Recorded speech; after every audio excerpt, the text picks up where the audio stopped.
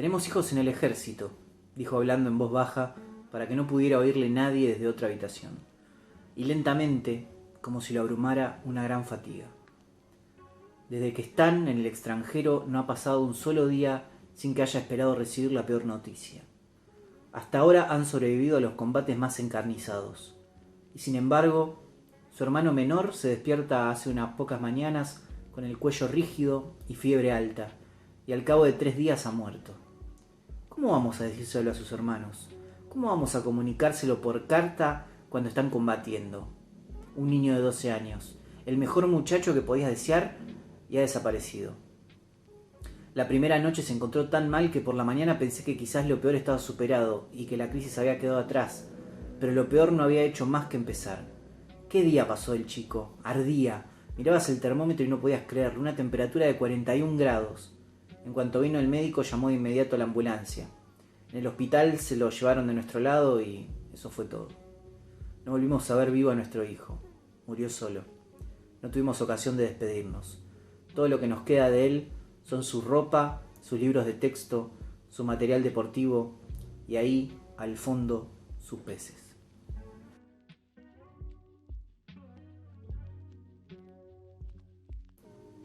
Philip Roth lo había escuchado nombrar un montón de veces entre esos autores de renombre y de culto entre los autores contemporáneos.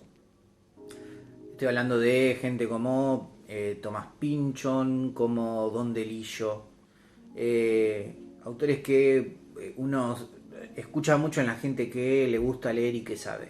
Dije, bueno, voy a leerlo en algún momento a Philip Roth y terminé comprando este libro que fue el primero que conseguí, creo que era como uno de los libros más famosos de su obra, sin saber bien qué me iba a encontrar. No lo compré por la trama, no sabía de qué trataba y lo compré en pandemia, obviamente. Y cuando lo empiezo a leer me doy cuenta que el libro trata sobre la epidemia de polio que ocurrió en el verano del 44, cuando Estados Unidos estaba en guerra, en una comunidad de Newark, en una comunidad judía de Newark. El protagonista es Bucky Cantor, es un profesor de educación física que se siente muy culpable por no haber podido combatir junto a sus vecinos, junto a sus amigos, no haber podido ir a la guerra. Y lidia con esa culpa siendo el profesor de educación física de un grupo de niños judíos de su comunidad. Y en ese momento ataca una pandemia, ataca la epidemia de polio, que es esta enfermedad que te paraliza, es una enfermedad terrible, es una enfermedad muy contagiosa. Y el némesis de esta historia no es otro que Dios. Es a quien culpa Bucky, es a quien culpan sus vecinos. Comienza esta cosa, ¿no?, de confusión, de paranoia en medio de la pandemia, de buscar culpables, de no aceptar que una enfermedad es eso, es una enfermedad, que no hay ni héroes ni villanos, es simplemente una pandemia. Y es increíble cómo esta novela, que es del 2010, nos muestra de forma tan clara la confusión, la búsqueda de culpables, el miedo que nos atacó en este mismo instante que estamos viviendo ahora con la pandemia del coronavirus. Entonces nada, me encontraba como en una lectura muy, muy actual, muy fácil de identificar, con un personaje que es un buen tipo, es un tipo idealista, es un tipo positivo, es una buena persona enfrentándose a algo que no puede parar, a algo que no puede, contra lo que no puede combatir y a lo que no le puede ganar, que es una enfermedad. Y cómo trata él de hacer un montón de cosas para luchar contra esto y no lo logra. Todo contado a través de un narrador que después se nos termina revelando quién es en un tercer capítulo que es terrible y es devastador. Y ser plenamente respetuoso siempre le había sido bastante fácil, hasta que la pérdida de sus chicos, incluidos los incorregibles hermanos Kopserman, a causa de la polio, haya provocado su cólera. Una cólera que no iba dirigida a los italianos, ni a las moscas, ni al correo, ni a la leche, ni al dinero, ni a las malolientes granjas de Sycacus, ni al calor implacable, ni a horas. No iba dirigida a cualquier causa, por inverosímil que fuese, que la gente, abrumada por el terror y la confusión, pudiera ofrecer para explicar la pandemia. Ni siquiera contra el virus de la polio, sino contra la fuente, el creador, contra Dios, que creó el virus.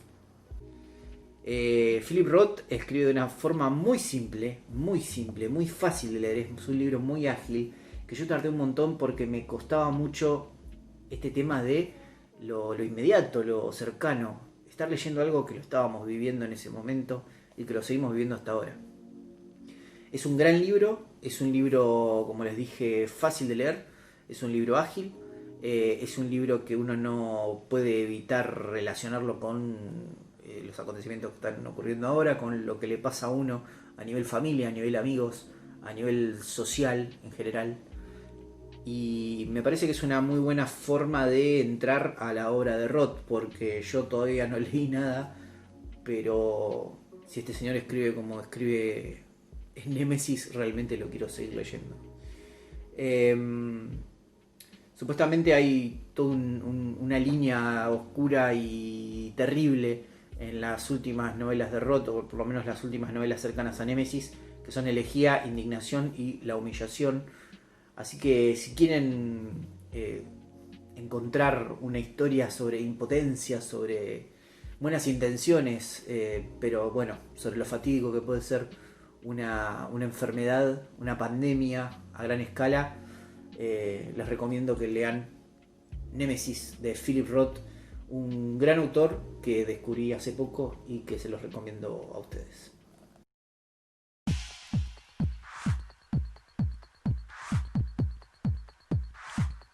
Buenos Aires, el Cóndor, Mar del Plata. Mar del Plata, el Cóndor, Buenos Aires. Buenos Aires, el Cóndor, Mar del Plata. Mar del Plata, el Cóndor, Buenos Aires. Buenos Aires, el Cóndor, Mar del Plata. Mar del Plata, el Cóndor, Buenos Aires. Buenos Aires, el Cóndor, Mar del Plata. Mar del Plata, el Cóndor, Buenos Aires. Buenos Aires, el Cóndor, Mar del Plata. Mar del Plata, el Cóndor, Buenos Aires.